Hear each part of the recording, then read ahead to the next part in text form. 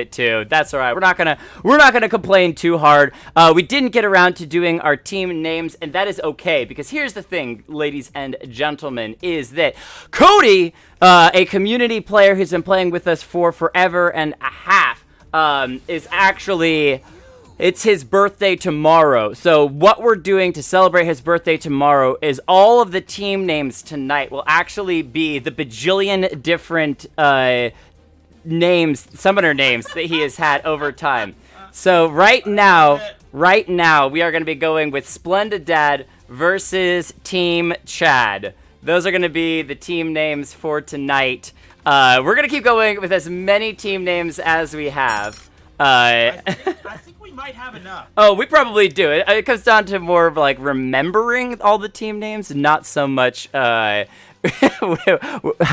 or not we actually have enough. It comes down to can we remember all of them or not. But, hey, Smartest, what are you looking at? Is that a lamp?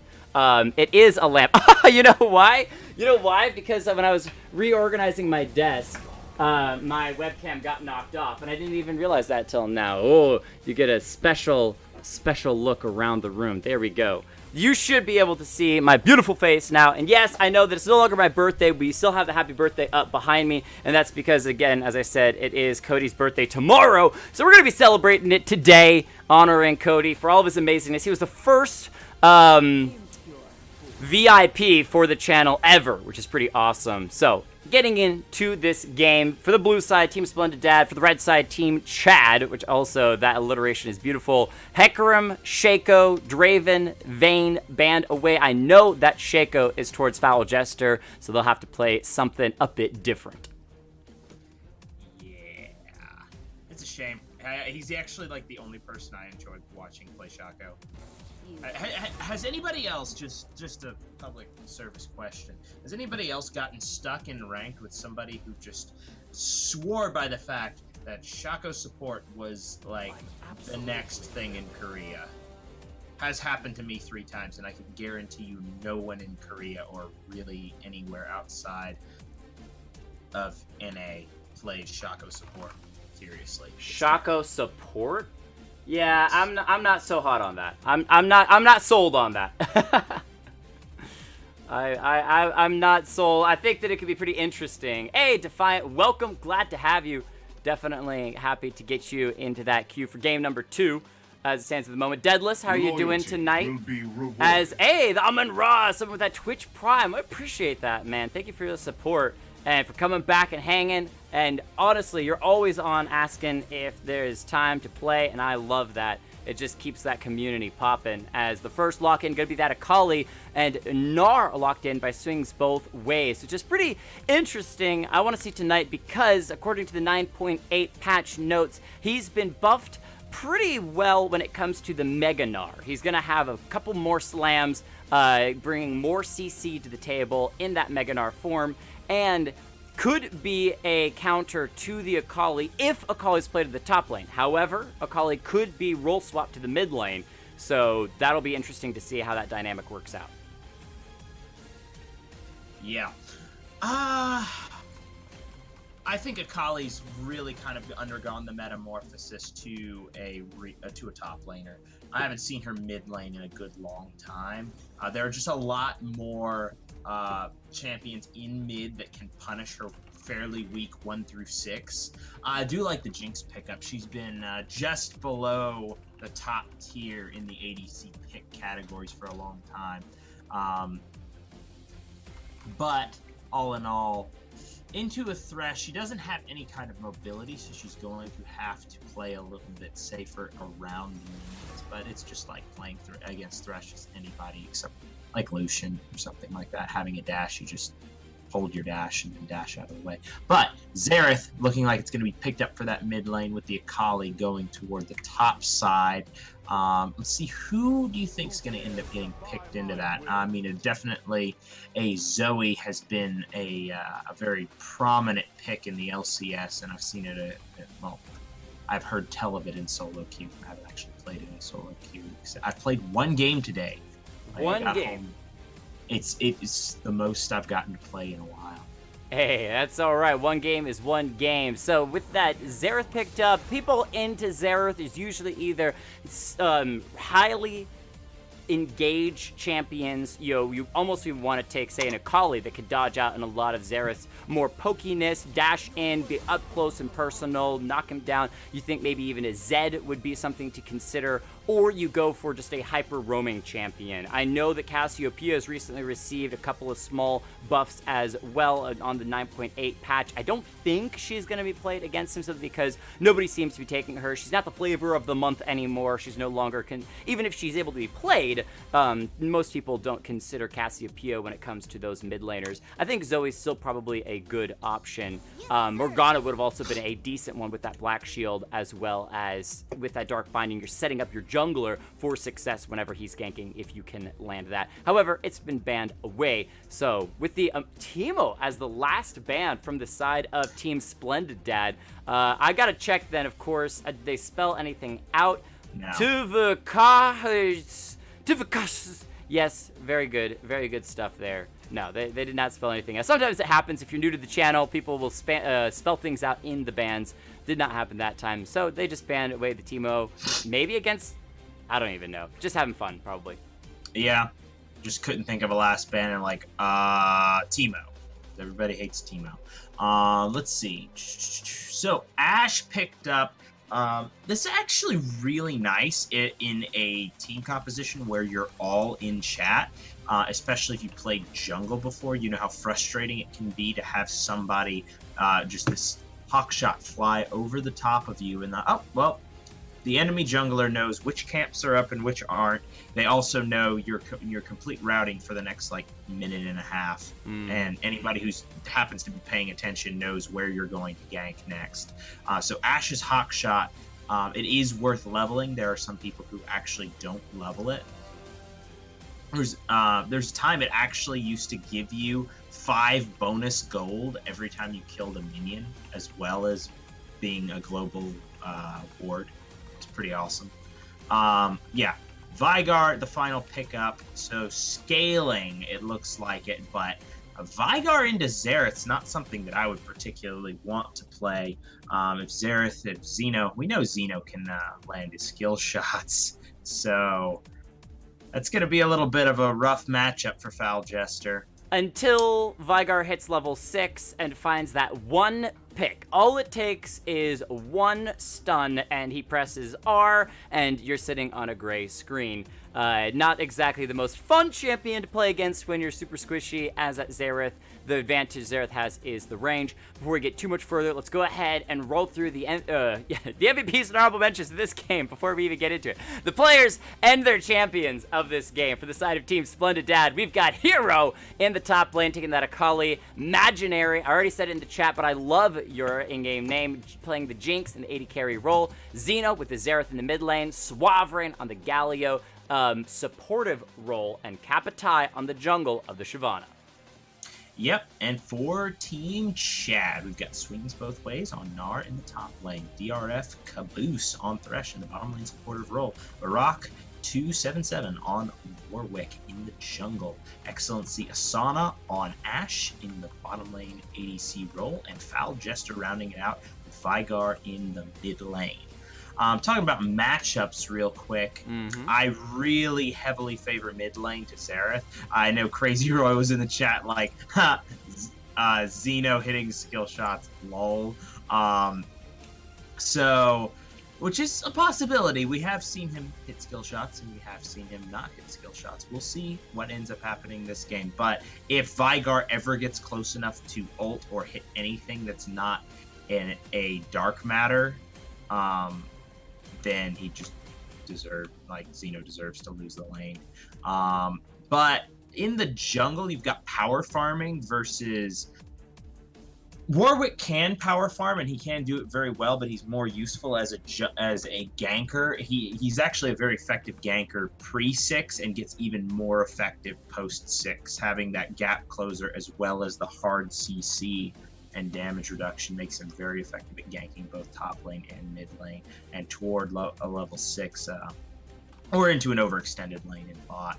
Especially with the gank assist coming through from Thresh in that bot side. And at level 6, this bottom lane is incredibly susceptible to ganks. Jinx has no mobility. If her flash is down, Ashe Arrow into Jinx, setting up for the Warwick ultimate and Thresh hook to follow. Right. That's pretty much guaranteed kill in the bot side. Same goes for Galio. He does have the ultimate to escape, but it can be interrupted with any number of the amount of CC coming out of this bot side. So I'm really wanting to see Barak go down toward the bottom lane in the once he hits level 6, and or really once Ashe hits level 6 to have the go button there.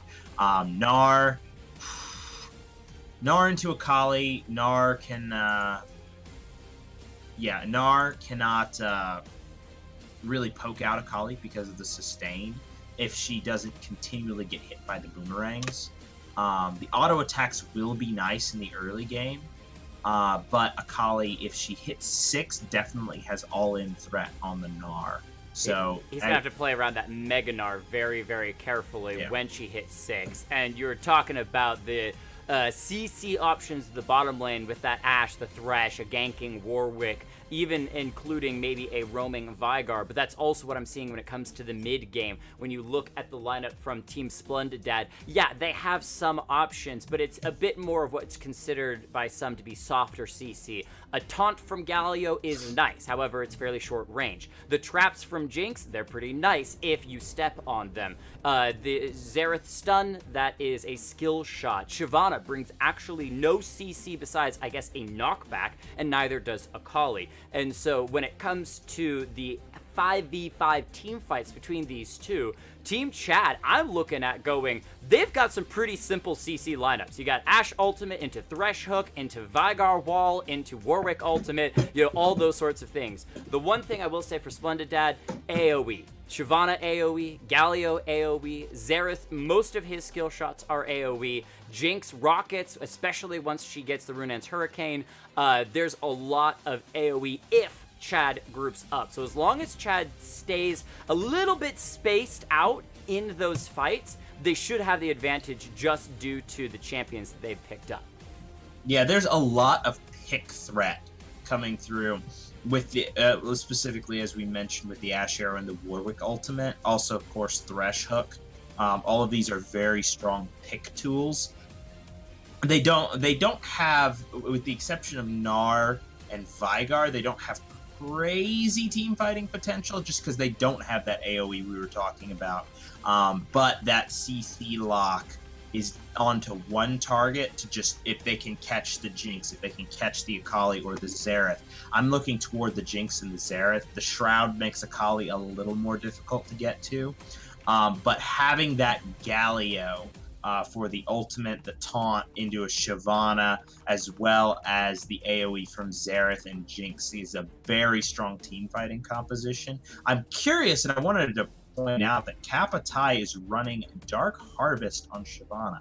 I don't know if that's meta right now. I don't think it is. Dark Harvest hasn't been meta for a little bit ever since they released it, and it was like stupid OP.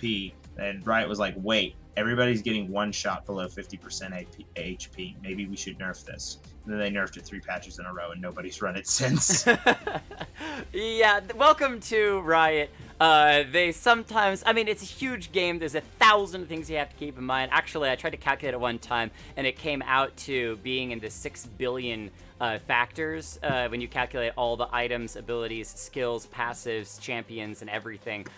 It was literally in the billions of factors you have to keep in mind. They're gonna miss something. When you got billions of players, they're gonna find something to exploit. Riot then nerfs it into the ground. I will say, I love Riot's balance team because usually it goes way too much or way too little, which always keeps the games interesting for me. A lot of people don't like it because like, oh, that's OP, oh, it's too nerfed into the ground, it's useless. But for me, it always keeps the game fresh because every time you come to it, there's something new.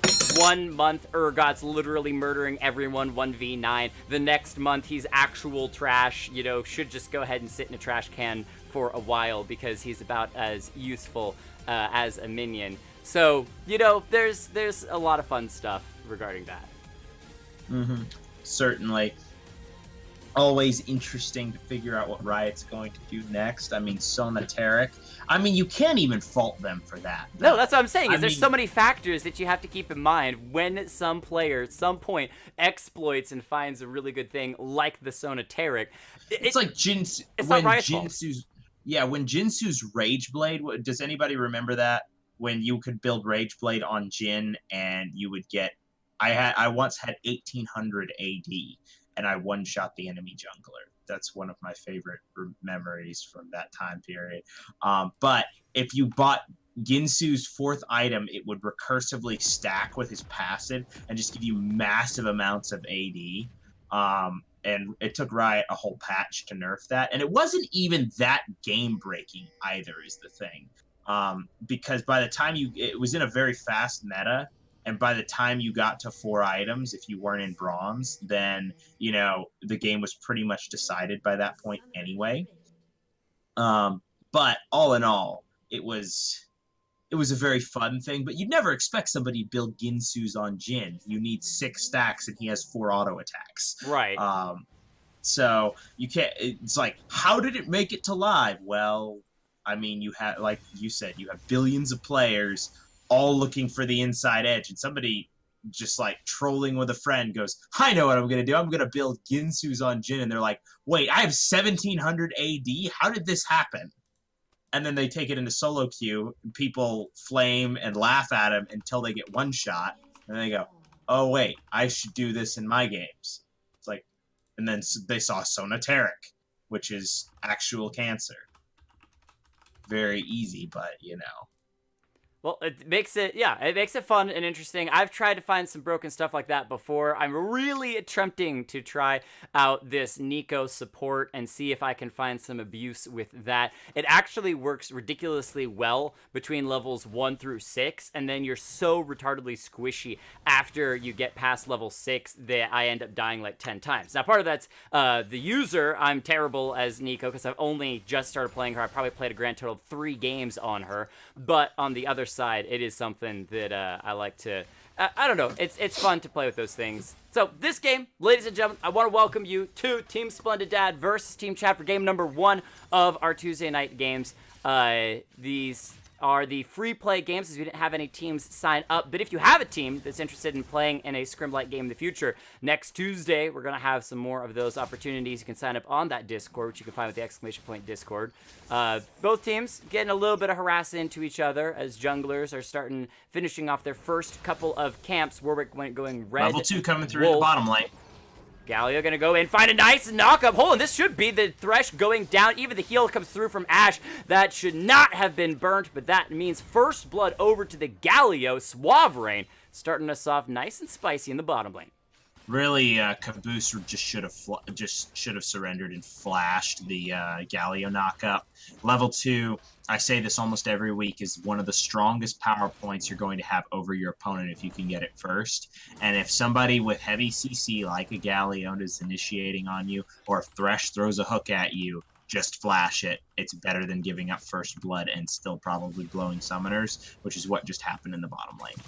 Yeah, and that was just unfortunate. When you think that you might be able to save an ally, you burn a summoner spell or two. I've done it many a time myself, and so that is going to set Team Chad's bottom lane back a bit. Now, we're not terribly surprised. They really want to just get to that level 6 for the Ashe engage, but with them being pushed up, Warwick is on the bottom side. There might be some opportunity for him to try a gank. However, there is that ward in the river from, I believe it was Suaverain that dropped it in there, so they should see Warwick if he does try something to come into lane. Yep, and in the mid lane, Foul Jester actually doing decently against Xeno right now. 20-19 in the CS department. Has the Biscuit rune, so Biscuit Delivery going to keep him sustained and topped off for most of that lane. It looks like Warwick's headed down toward the bot side of Flash, but the flame misses! It's gonna miss. The Ignite goes down onto the Jinx. However, Ashe is taking a ton of damage. Still be hit the knockdown, wins the war, will force the flash, but Gally's gonna flash it afterwards. So will Imaginary. They'll pick up a second kill. The heal from the Jinx gonna give them a little bit of speed boost. They're turning onto the Thresh. Akali is here with the TP, looking for Caboose, sending him back to the line. The zap will hit the Warwick, though. Good defense keeps the Thresh alive, but it's still 2 kills for the side of Team SplendaDad in the mid lane. Vigar having to run away. Foul Jester, however, has not burned any spells, so should be able to get back to lane. All right. He does have that TP available as well, so something to keep our eyes on in the future. Yeah, there was a lot of stuff blown in that bottom lane. All summoners down for both Ashe and Thresh off of that. And of course they were traded for their opposite numbers flash, but the problem was that they were engaging. They had the third member coming in. Caboose missed the flay, unfortunately. So that ends up with him really costing both of them their lives there. They try and engage, miss the CC, and then the engage was a little bit early, to be honest, with the Warwick coming in rather slowly from the backside. They should have slow rolled it a little bit more. Well, he doesn't have his Predator available yet. He doesn't have his ultimate available yet, so it's a very slow engage pre-6 for him. And if they had waited a little bit longer and maybe planned it out a bit more, they might have been able to do something. However, a nice Lantern might be able to get Ashe away. Galio's a big boy, tries to stand on it, will not be able to, but Ashe losing over half her life with no summoner spells is going to be danger. However, Zeno flashing away in the mid lane avoids that box from the Vigar. Otherwise, probably would have been death with Warwick there as well. Yep, because the way Warwick was angling, when the fear went off, it would have made him run to the side of the Vigar box. Yeah. Hold on. Event Hero. Horizon swings both ways, able to get the hop to the turret, has that TP as well to get back to lane, but he's joined by the Warwick. They might try to go in. This would be so dangerous, though, because Akali, well known for her outplays using that Shroud. Yeah. Also, let's check her. Yeah, she's about to hit 6. If just a couple of more minions die, she can easily turn this around into 2v1. That would put her 2 levels above Barak. Hold on, there's a Xerath in the bottom lane, dropping the ultimate. The taunt comes through. Ashe is gone, and Zeno will secure that 3rd kill for the side of SplendaDad as a great roam from the mid laner just walks to the bottom lane and picks off Ashe. Let me make sure. Asana is actually Cody, right? No, I do not believe so. I think that's actually Roy. Swing both ways. Hold on, gonna be flashing, but Hero finds the kill, goes down to the turret, so it's traded 1 for 1. Good damage by the Gnar to make sure that Akali will drop to that turret. However, it still kills going to the side of SplendaDad, even if they lose one. In the process, they're about 3,000 gold in the lead, and that is a huge lead for 7 minutes into the game. Yeah, but the problem is that's actually disadvantageous trade for the Akali, because look at the wave. It's pushing toward Gnar, so Gnar doesn't have to even expend teleport. It's going to be a nicely stacked, semi-frozen lane coming toward him. He's going to get to collect all of that CS before it even hits the tower, it looks like. Yeah, and it's going to freeze right outside of his lane. That's going to force Akali to overextend after blowing Flash. So, and this is well played by Akali, trying to break the freeze in the top side and push that all the way in. Not going to get to collect as much CS, and that's probably going to put her a fair amount down once Gnar collects this. Oh, not down, no, actually. not down. Gnar is, good lord. I did not see that, but Gnar is down a ton of CS. I don't understand why. Yeah, Gnar is trying to catch up in CS, and this will give him a little bit of an opportunity. He actually lost a handful of those minions underneath that turret, so he's still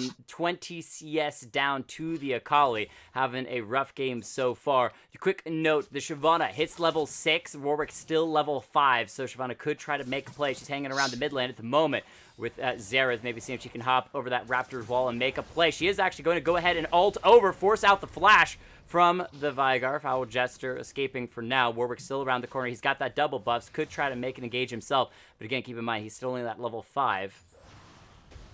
Yeah, all right. Level 5 versus level 7. Somebody once told me that League is a game of numbers. Hold on. The fear comes through. It's not going to go into the wall, but there's no flash, so he's going to go down. But Akali with huge damage with that ultimate can just re-engage, drop that finish onto the Warwick, picking up 2 kills in the mid lane. Shyvana was able to steal 1 away, and that is continuing to give advantages to SplendaDad. Yeah, but that is huge on the roam from the Akali in the top lane. Hero really making an impact on this champion, and one of those that really scales and snowballs out of control, getting a kill for himself and then getting another one in the mid lane as well as a good assist. That's going to be shaping up for a very scary assassin toward the late stages of the game. Well, this is twice now that Akali has roamed and guaranteed a kill in the bottom lane and ultimate. the top lane. Foul Jester's down here, though, with a TP. Comes out of the brush. Unexpected little Veigar bringing the lantern, and we'll get Ashe a little bit closer. However, nice stun from the Xerath means that with the Shyvana, Veigar is going to fall. The ultimate from the Xerath gets Asana very low. However, Galio with Winds of War will secure that kill and now has a taunt for the Thresh as well. A good attempt by Chad, but they lose all three members in the bottom lane for one of the Jinx. That is not worth it, and now SplendaDad can roam and turn on to the Windrake. Yeah, SplendaDad definitely quicker on the rotation. You've got the TP coming down from the Veigar, but everybody else came down as well and then turned it on their head. They should have stopped chasing once they got the Jinx. Just said that's good enough, but unfortunately they overstay their welcome and don't get out. Hero looking to be in a situation where there could be another all-in coming. That's the dragon going down as well. Which is going to be so nice for those roams. Swings both ways underneath the turret. Hero looking for the kill. Drops the ult. The red buff might be enough to tick away. No, Gnar lives for now. Warwick's around the corner. However, he's going to try to go in solo. Flashes in. Gets the fear. Hero dashes away for the moment. There's the ultimate duress. Warwick going to solo out the Akali in the 1v1 and find a kill that Team Chad desperately need to pick up. But meanwhile, the Gnar did go down. The cross-map ultimate from the Jinx picks him off under tower. No way. That is beautiful. Yep. During that fight, Gnar did go down. It was almost this crazy timing because the Triumph proc from it almost turned the fight and allowed Akali to get the Shroud down, but it unfortunately didn't give her quite enough time. That's going to be that second kill. That would have been crazy. To the Jinx, the hyper-scaling Jinx. So as the game gets later, be keeping your eyes on her positioning because it will be critical in these team fights. And we talked about for the team fights, SplendaDad, they've got two nice frontliners, the Galio and the Shyvana. So they definitely can set themselves up for victory in their positioning. Mega Gnar popped in the top side, swings both ways, going to be losing a chunk of health. Hero continuing to throw out that 5-star strike, getting Gnar down bit by bit. However, he burned teleport recently, so he does not want to back, and he's already back to half health that top side. Rough game. Yeah, and he needs to stop pushing the wave. Hero already ults, looking for the all-in, flashes forward, and it looks like he's going to have the execute. Just one more shot. Oh, we will find the kill and escapes from the turret as well. Must have been using that shroud to escape in the fight around the Drake. We didn't get to see much, but Veigar presses R, kills the Xerath. That's what we were talking about once we saw that Veigar locked in. It doesn't take much. You just need to find a little CC, and you can find yourself a kill with that easy win R. Yep, meanwhile, the Warwick looking like he's just going to be running top lane, trying to find Hero, but probably not going to be in time as the Akali is now underneath the tower. Diving at that HP would be suicide. Thresh lands a hook. I don't think he wants it. The taunt going to ward them off. Swavering and take a little bit of damage on his way out as another Event Horizon from Veigar going to catch the Shyvana out a little bit in that mid lane. Now, Kapitai hasn't been able to do a whole lot. Some nice pushing in that bottom side. Was able to pick up a revenge kill after the Jinx was lost earlier, but has been power farming. Look at the levels. Level 10 to level 8. And on an AP Shyvana, that is going to hurt the more levels you have in the bottom lane. I think that death sentence from Thresh missed, because that... I was about to be like, there's no way that he just let that hook go. Yeah. Also, Dark Seal for the AP Shyvana in that jungle right now.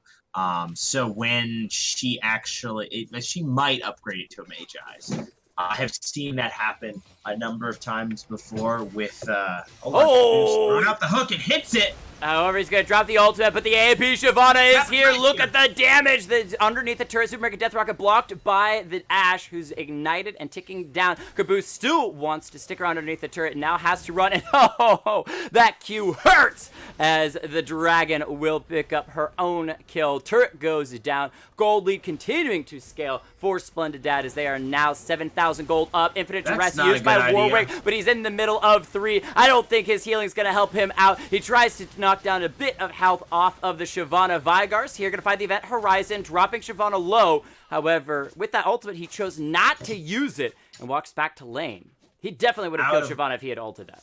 Yeah, out of range right there, and probably nervous about going down himself if he committed to it. But yeah, that probably actually would have been worth it considering there's a 700 gold bounty on the Shyvana right now. Also, removing a number of those stacks from the Dark Seal would be good for his team as well. There's something that I like. Hold on, Xeno. Force to flash. He's got that ignite taking away Foul. Jester flashes forward himself. He wants to kill. He doesn't grab the lantern. There it is. Always grab the Thresh's lantern, but AP Shyvana doesn't care. Kapitai finds the kill, and the top lane is going to be trouble, but so is the mid lane. Is the Galio ultimate going to come in? We're back to the top. The ultimate super mega Gnar is going to find the kill onto the Akali. A bit too much health for her to deal with underneath that turret. Zap gonna miss as Suavrain coming into that mid lane with that ultimate earlier just pushed the members of Team Chad back enough. AP Shyvana is out, but also keep your eyes on the pressure on the map as a whole because an Infernal Drake has spawned, which for the side of Chad, they desperately could use that to catch back up when it comes to the stats they're so far down in. Whereas if SplendaDad pick up this Infernal, this game might just snowball into a victory. Yeah. I really like AP Shyvana for some reason, just because the dragon breathing Deathfire to me just seems right. Taunt from the Galio. He wants a solo kill. He's gonna get a solo kill. Super Mega Death Rocket isn't even necessary. Suavrain gonna be dressed underneath the turret. He will fall. Jinx, however, focusing on that turret in the mid lane, will pick up that second turret for the side of SplendaDad.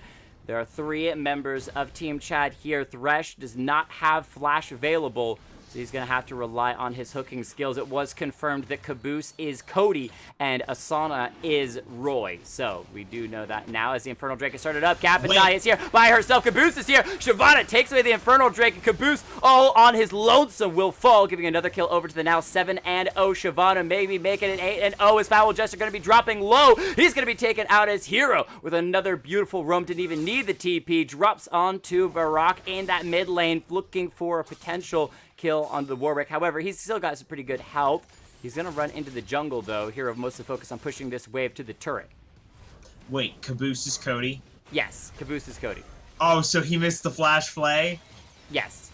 Oh, that makes me so happy. Happy birthday, Cody. You're in bronze. Happy birthday! With the iron I plate. bought you an iron trophy. Here you go. There you go. 17 kills to 8. Finding those hooks would be what Cody needs. There's a hook we're expecting out of him. He's going to play Xeno underneath the turret, but that's not going to do that much. As another minion wave going to be coming on, and Asana getting a little bit of poke with that volley over the wall. A hook from Caboose almost lands. Not quite there yet, as Viger going to be maybe coming around from behind. Pressure on that top side from the Akali. Foul Jester getting a little bit of poke. Another flay from Caboose. Misses the hook as Xeno is still poking away from over the wall. The taunt comes through onto the Warwick. He's going to be in trouble. He's going to be bursted. He's going to drop. Suavrain, the support Galio, picking up a 4th kill. That is just crazy to see. And Akali going to be nicely pulled back underneath the turret. Swings both ways. Finds a stun as well with the turret shot. Does he have the damage, though? That's the question. Hero's got the damage. It is an Akali 5-3. You do not want to mess with her outside of that turret. And she will pick up a solo kill.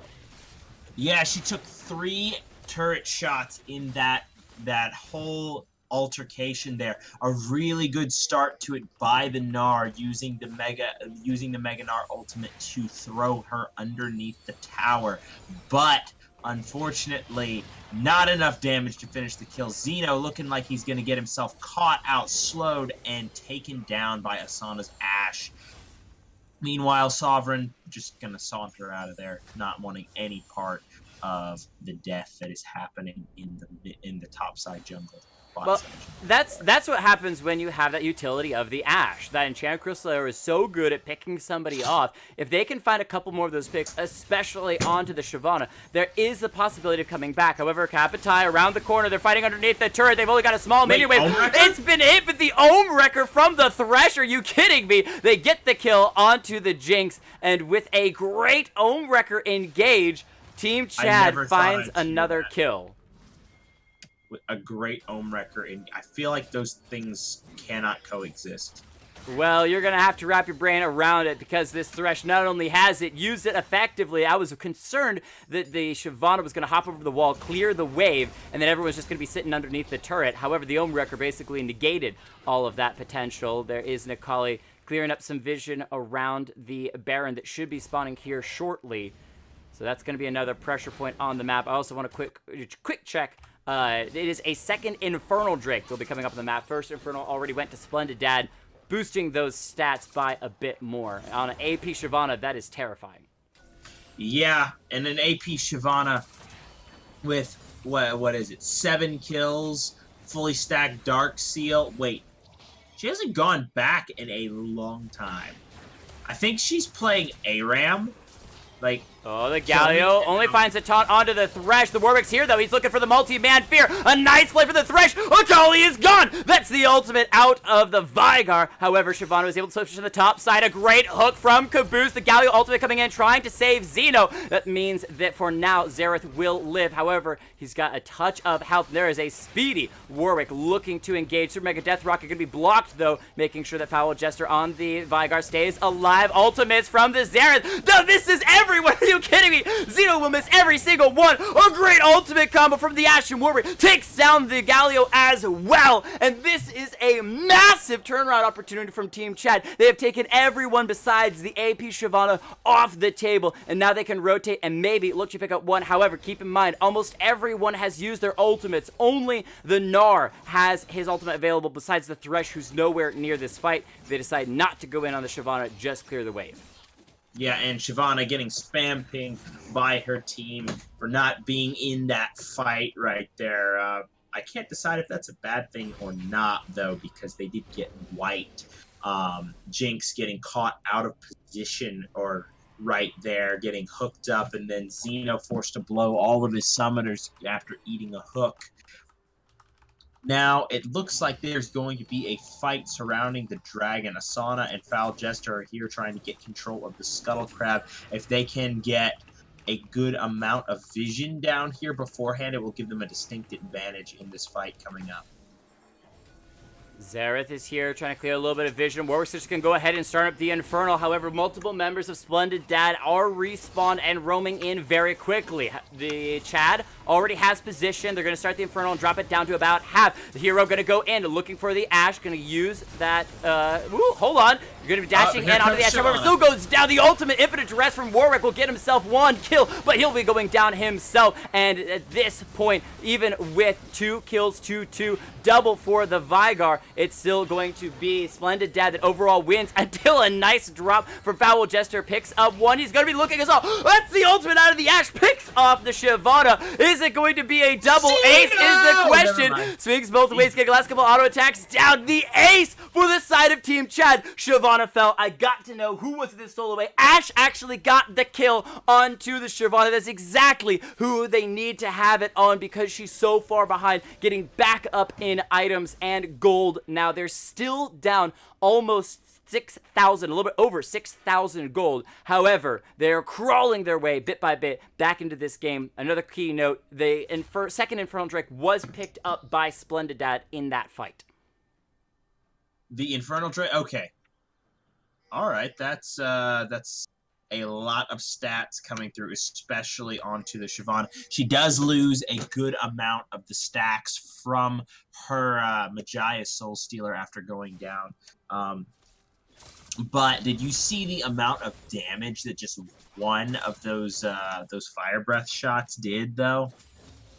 I mean, it was pretty stupid, just this enormous nuke. And then it does a lot of AoE damage as well.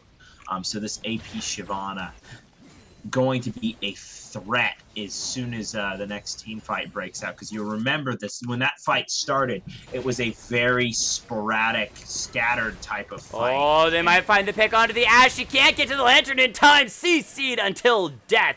Jinx will pick up that Ashe, and now Chad gonna be in trouble because they're down a man for this fight. Galio ultimate used, gets a little bit of a knock-up onto the Gnar. They can't chase in unless Suavrain wants to flash. He does not, and the slow from the mini Gnar will disengage for now. Caboose, though, caught out.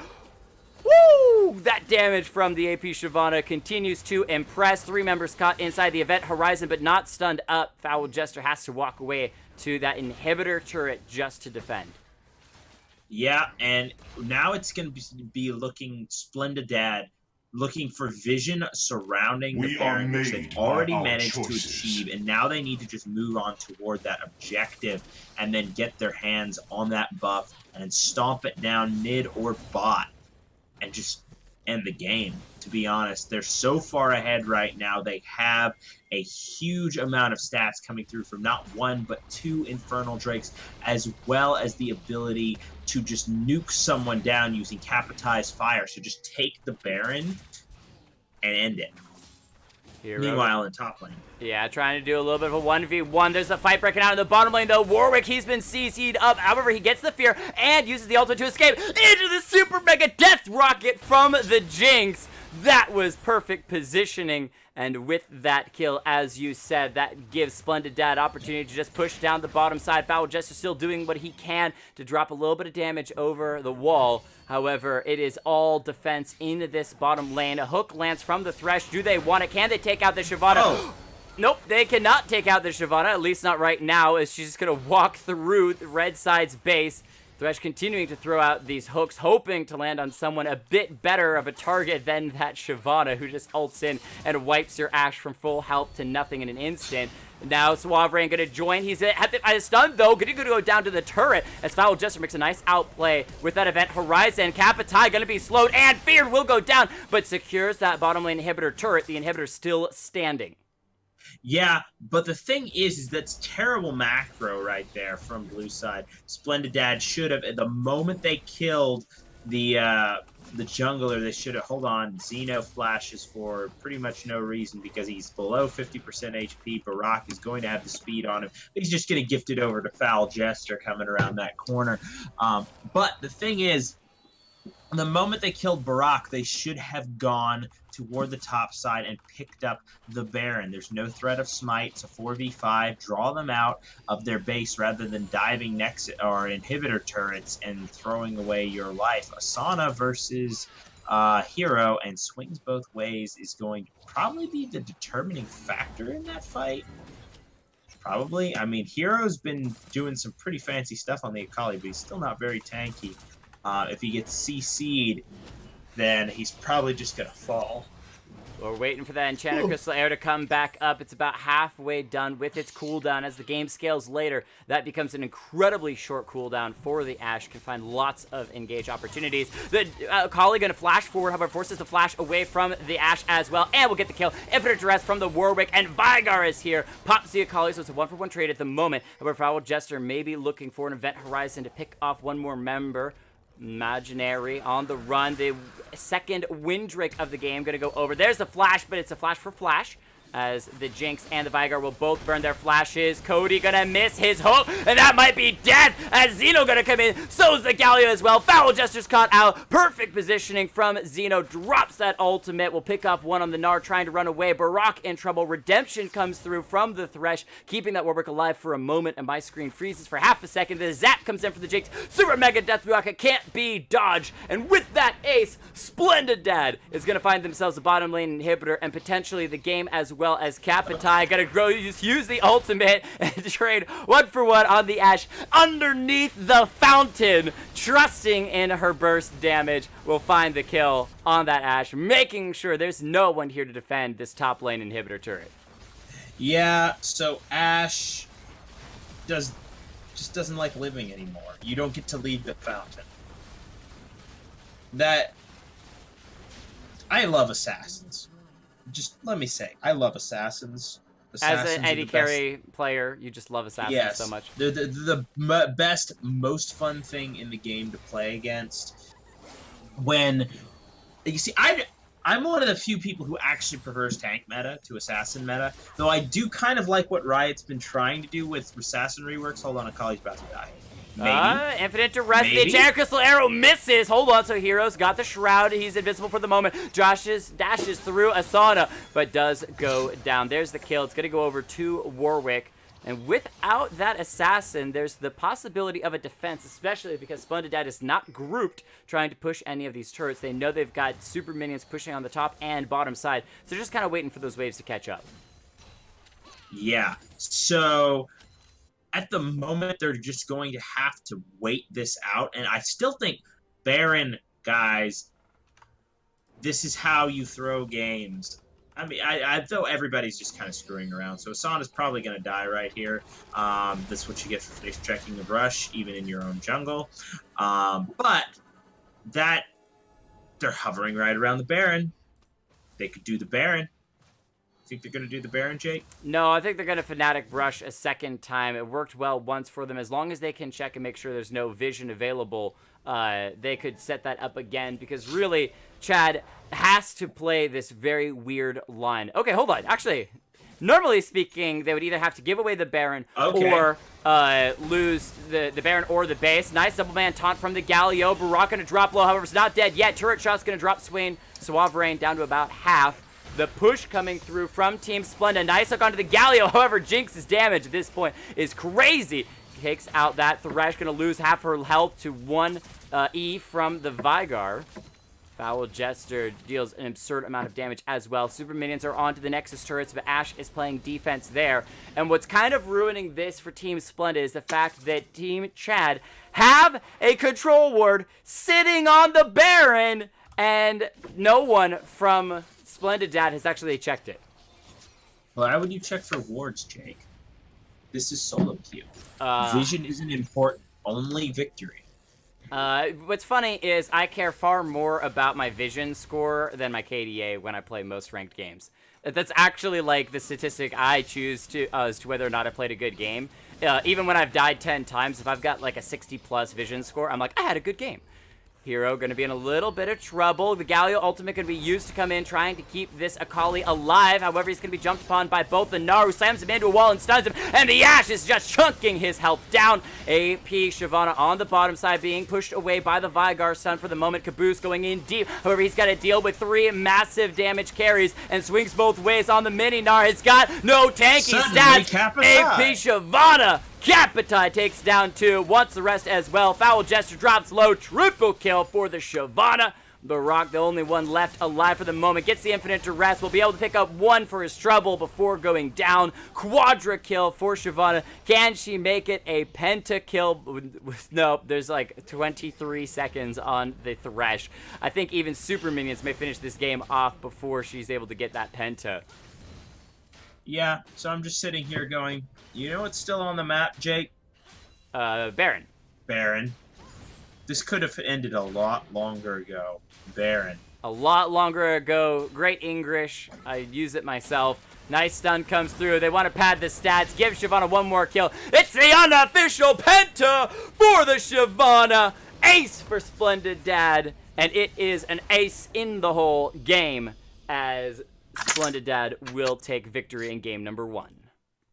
Yep, definitely a strong victory at that. But we're going to be doing MVPs, honorable mentions, and shoutouts to give due credit to those people who did well once my client loads in. Okay. All right. So for the losing team first, we're going to give the honorable mention. Cody, you get the honorable mention for that flash flay in the bot side. That was just the most beautiful thing I've seen today. Make sure you put that in there, what it's for. Clip it. Clip it hard. Yeah, somebody clip that and